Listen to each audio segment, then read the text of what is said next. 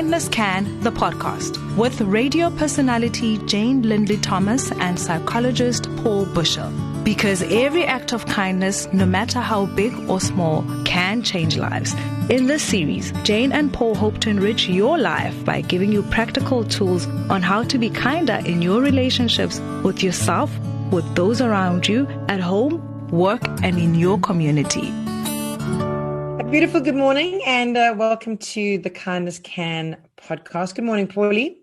Good morning, Jane. So lovely to see you and so lovely to see all these faces on our screens. Absolutely. So something I wanted to pick up, because it definitely feels like the words that I'm hearing a lot of. And this obviously doesn't just pertain to the parents, but I suppose the adults in the room, the adults in the community, as we start to gear our children up to get back to school in some way, shape, or form. That may be online, that may be in the classroom, but the kids are talking about it, the parents are talking about it. And I suppose, in the work that we're doing with staff and staff at the moment, getting ready for their learners, there's a lot of big feelings around. Sure. I know I say it a lot, but I think it's an important thing for us to remind ourselves of. Kids feel all the same feelings as adults. So the kids in our community, no matter what their exposure has been to the trauma that unfolded last week, they will have a sense that something is wrong, and attached to that, they will start to feel a range of different feelings similar to ours. So we can expect that our children will be feeling things like anxious and scared, unsure. They might be feeling sad.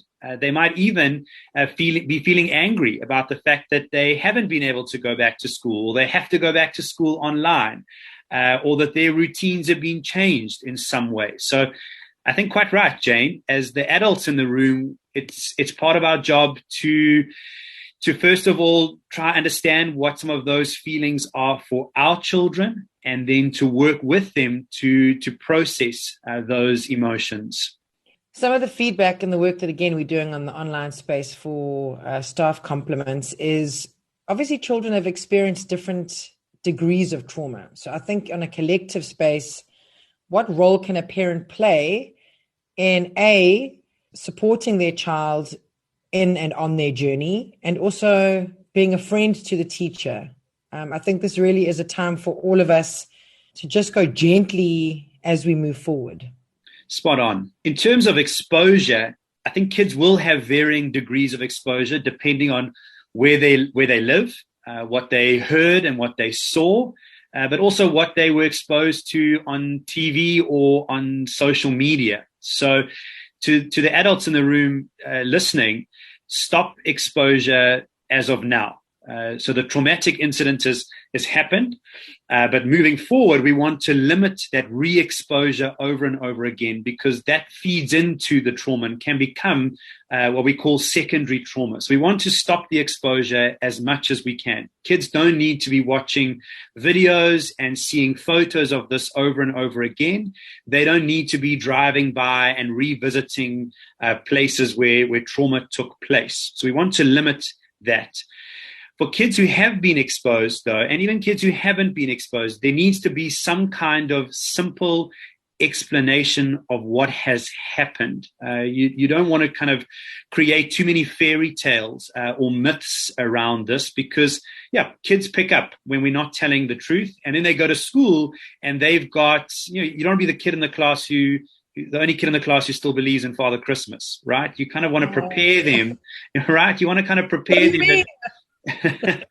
You want to prepare them for people might start saying certain things. So I think preparing for your younger kids in particular, a simple explanation of what happened. And the older your kids get and the more ability they have for language, the more conversations you can have around this. But you want to hold those conversations and guide those conversations in supportive, constructive ways. For your teens, you want to hear their opinions. You want to check in with their feelings and engage with that, but being supportive of it. I think something that will be important for children as they go back to school is to reassure them that their school is safe and that their teachers are there to provide them with safety. We kind of want to nurture this idea that what has happened, and by and large, for most of us, we're going back online or back into schools, and those spaces are now safe, and you're going to be okay.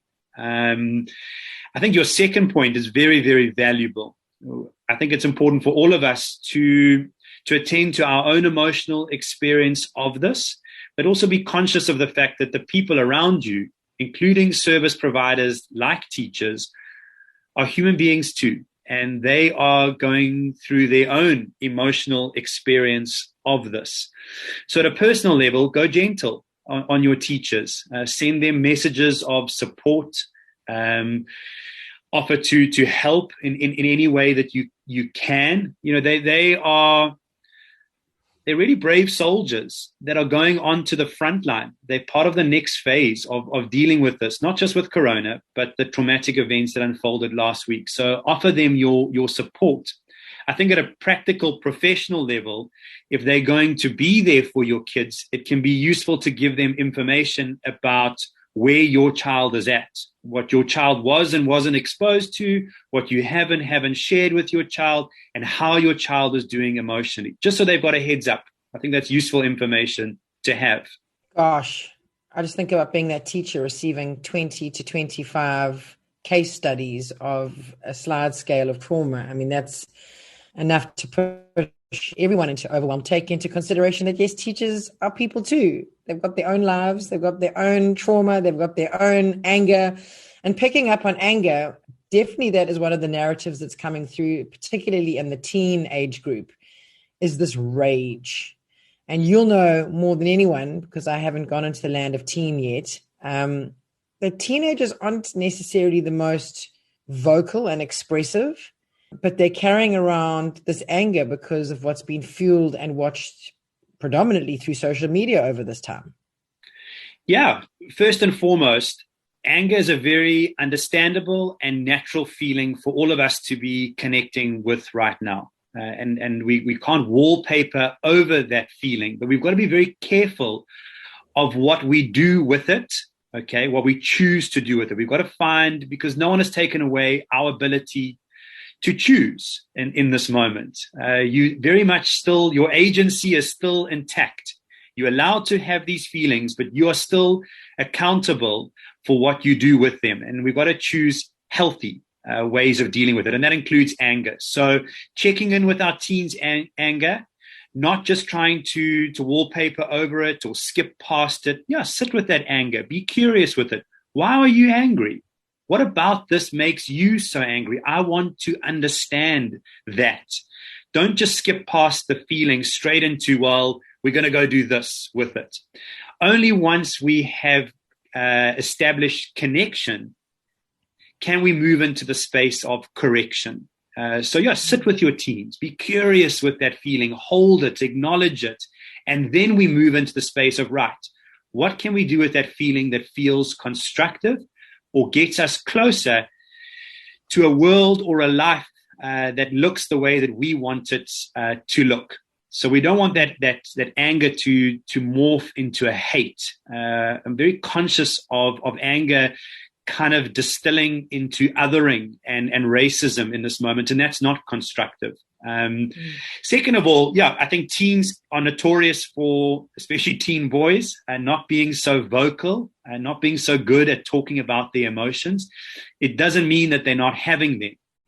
I saw a wonderful image that was explaining anger, and anger is sometimes like an iceberg.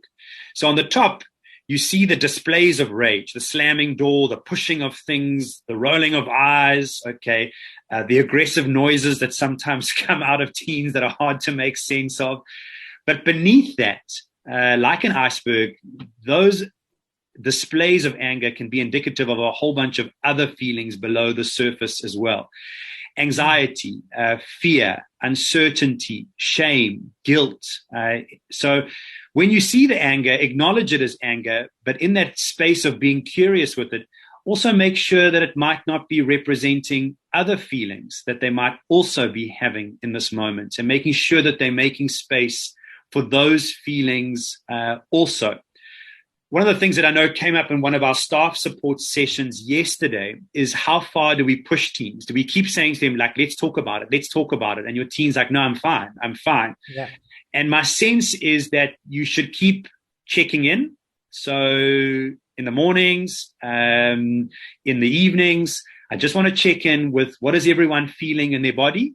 And I just want to check in what is everyone feeling in their hearts. And I just want to check in what are the thoughts that everyone is carrying in this moment. And you might get varying degrees of information, but the check-in is important. If you're not getting much information from that, that's okay.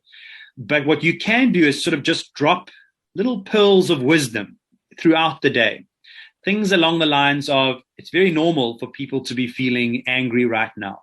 Or I've been quite tearful today. And I think it's just a buildup of a whole lot of emotion that I'm having.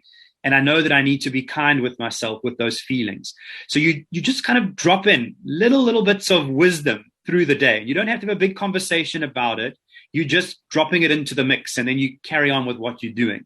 Because your teen might not, or even your child might not acknowledge it, but you can be sure that they're hearing it. Well, that brings me to a question that's just come through that says, my teen is 14 and she doesn't know what she is feeling. Is that okay too? Absolutely. Well, I think confusion is something that I'm feeling a lot of at the moment, just like a roller coaster. I'm feeling a bit of this, I'm feeling a bit of that. It all just feels like a bit of a fruit salad of feelings right now. And so, yeah, for that 14-year-old, I think a useful response would be something along the lines of, feeling confused right now makes perfect sense. And it's a hard feeling to hold because it's hard to know what to do with confusion. But let's sit with that feeling with compassion and kindness as we slowly start to make sense of it. If you can imagine a ball of string, I think that's what lots of us are feeling right now. Or if you imagine that old game, pickup sticks, we've kind of dropped the pickup sticks onto the table and they're all kind of just lying there in a mess. Over the weeks to come, we're going to slowly pick up the different pickup sticks, separate them out, and choose what we want to do with the individual parts of this experience. Or with the tangled piece of string, we're going to spend some time slowly untangling this, separating different feelings out so that we can attend to them and know what to do with them. Just had a vision playing pickup sticks. Remember when you use the one stick to flick the stick over the pile? We're going to be doing a bit of that every now and then as well.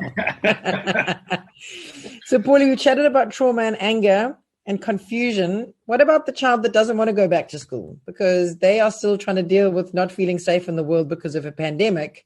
And now on top of a pandemic and being scared of people in their classrooms for getting sick, but they're scared that other people might actually want to hurt them or their homes or their family. I mean, so it's secondary trauma, isn't it? I mean, it's just like another layer to take to school with you. Yeah, I think that we can understand that fear. We can understand that avoidance. I don't want to go back to spaces that make me feel scared because the scary feeling that I had over the last week was very hard to manage, and it still lives inside of me. And I don't want to kind of poke the monster, and going back to school feels like I might poke all those feelings again. And that anxiousness of the anxiety that we've sometimes spoken about in the past. So, but we've also got to be very, very careful with those avoidance type responses because consistency and predictability and connecting with spaces and people that are safe and reassuring is very good for soothing those emotions right now. So if you are a parent struggling to get your child to school, I would be very careful of just giving into the request. I think that you should be trying to do as much as you can to encourage and support your child to go back into that space, back into the normal. And that might require you to have supportive conversations with them. It might require you to upskill them with certain tools that they could use when they have those feelings, when they are back at school. So very simple things, the dropping of the anchor that we've sometimes spoken about, anything that can just help you, simple things that can help you feel safe in a moment, your breathing, your visualizations, your affirmations, your asking for help, those kinds of things.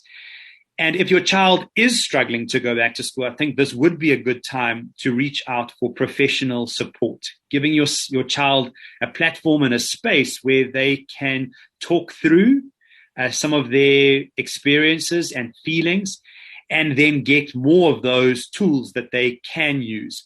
Because the longer a child stays away from school, the harder it is to get them back. Definitely.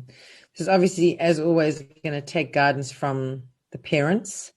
And again, we need to be applying all this stuff to ourselves before we can be of service, and inverted commas, to them.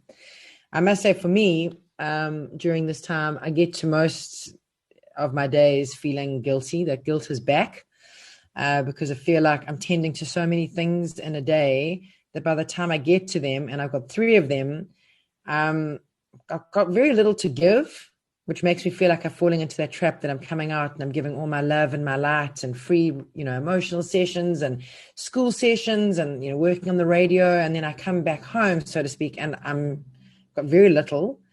But I had to carve out the time last night. I was very intentional about, like, I'm missing these kids a lot, so I need to make a plan here. So it took like a detour off the normal evening of sitting as a family. And I went upstairs and I invited Rocco up, and we lay in bed and we looked at a book for a while.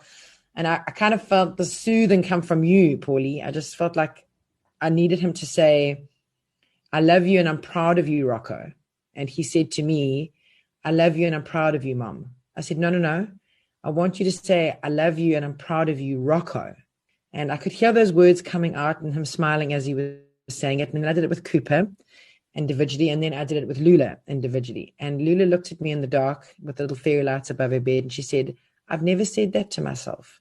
And I said, but how good did it feel to tell yourself that you're proud of how well you're doing through COVID, through the scariness of last week, through going to school? And I could literally feel them smiling. Like, I'd never taken them through that process before. I've said often to them, you make yourself proud, or you make me really proud. But I'm definitely going to start working that more, that kind of taking ownership of who you are to yourself. Yeah. I love that, Jane. Absolutely. Yeah, I just love that. I love the fact that you checked in, you made specific time to check in with the kids. But what an effective use of affirmations. And the more we manually practice those kinds of affirmations with our kids, over time, that just becomes the way that they naturally talk to themselves. That becomes their self-talk, which becomes their feelings and which becomes their behavior in the world. So in a moment like this, it's very, very important to use those affirmations, get our kids to say supportive, encouraging things to themselves. But it's also very, very useful outside of moments like this. So, yeah, I think that sounds like a very special moment. Coming back to what you were saying earlier, though, I think it is hard to adult right now. It's very hard to parent right now. But kids learn from what they see. So finding that balance between, when you take some time for yourself, remember that you are role modeling. You are role modeling things that they could do to also help themselves. You're also role modeling the fact that, it's okay to take time for you, but then you balance it out by having those intentional moments where we are together. And they don't have to be deep and heavy every time. They can be as simple as, let's just lie here for 10 minutes together and just do a bit of breathing. Let's talk about where you're at. Or let's just sit here and play a game together. It doesn't have to be long and complicated, but just that check-in, that connection. Yeah, well, I've actually written on my hand, because last night I was like, this can't just be a once off, but it's almost like it has to be engineered for now, because there's just so much wanting my attention. But 15 minutes per child, because I usually gravitate towards let's do things as a family. But then I feel like I'm missing people, because as a mom, I think you mostly go towards the kid that needs you the most. So the other kids kind of are peripheral. So 15 minutes a night, body to body, heart to heart. Not deep and deep, because I love to go deep and deep. And sometimes I'm like, whoa, bro, you don't have to be so heavy. You don't have to be so deep and deep about it. Yeah. So I think I love the fact you've written on your hand. Set a reminder on your phone for yourself that I need to check in with each one of the kids, and this is what I'm going to do. Just kind of those little reminders, because I don't know about you, but it just feels like the days kind of are blurring a little bit at the moment. And then we get into being kind of like, oh, I wish I'd done that today. Or I forgot to send that message. So that brain fog thing again. So everyone should be walking around with a piece of paper and a pen at the moment and just kind of taking notes in the day of things to remember, your to-do list, or using your phone to kind of help you with those things. Well, I was so pleased yesterday. You remember all through the day, I was like, I slept so well last night, and I got into bed last night, and I was the girl that was doing checking the community watch. And we spoke about it yesterday afternoon in one of our staff facilitations. I know what I should be doing: checking the community watch, going onto Facebook, writing lists. I was in list mode last night. My to-do list has a to-do list. You know what I mean? Like, I woke up this morning, I've got like notes and folders. So I'm feeling a little bit like, what day is it? And it's only 24 minutes past 9 on whatever day it is.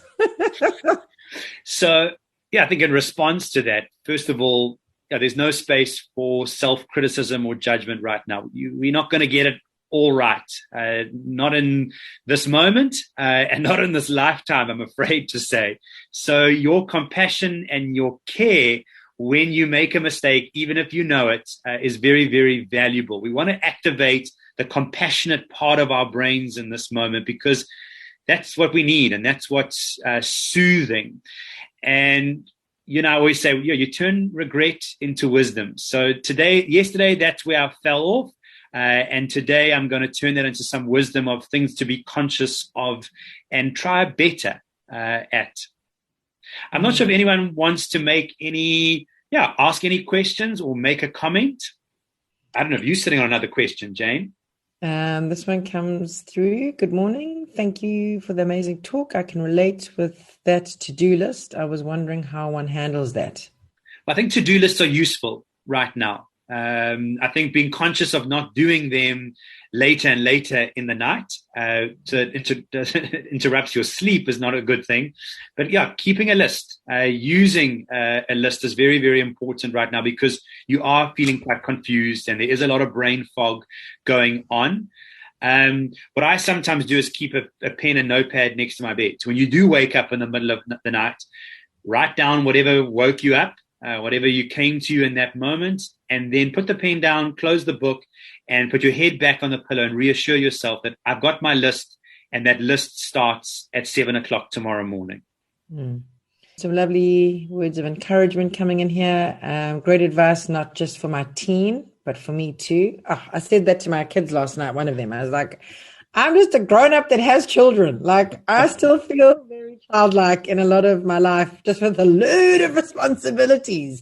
So I think, the entry point of the work that we do at KindnessCan is always self first. I think that sometimes we go into loving and making sure that everyone is okay around us and not prioritizing ourselves. And, in order to have a kind world around you, you need to plant into yourself. You need to, I love it, drop an anchor into yourself and instill and impart and invest a lot of time and compassion. I think compassion is a huge word at the moment.